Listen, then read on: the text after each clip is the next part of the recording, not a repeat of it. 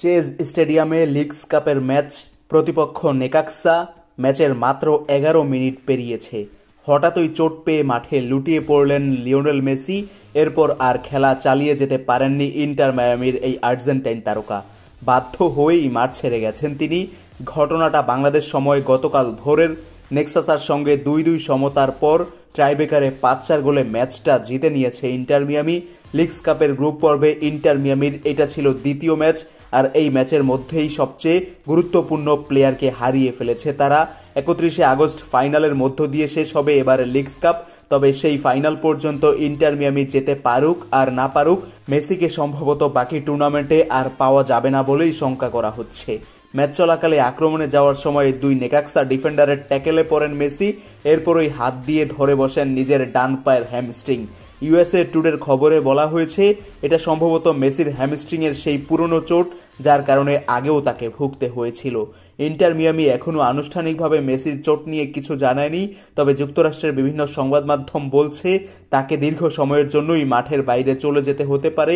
Fox স্পোর্টসের প্রতিবেদন বলছে একমাত্র ইতিবাচক দিক হলো মেসিকে স্ট্রেচারে করে মাঠ ছাড়তে হয়নি, তিনি নিজেই হেঁটে ড্রেসিং রুমে চলে গিয়েছেন।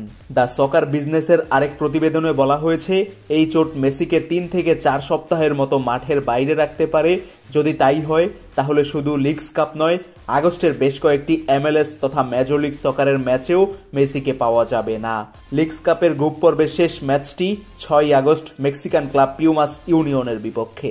এরপর ১০ আগস্ট অরল্যান্ডো সিটির বিপক্ষে ম্যাচ দিয়ে MLS-এ ফিরে যাবে মিয়ামি। ১৬ আগস্ট তাদের প্রতিপক্ষ MLS চ্যাম্পিয়ন LA গ্যালাক্সি।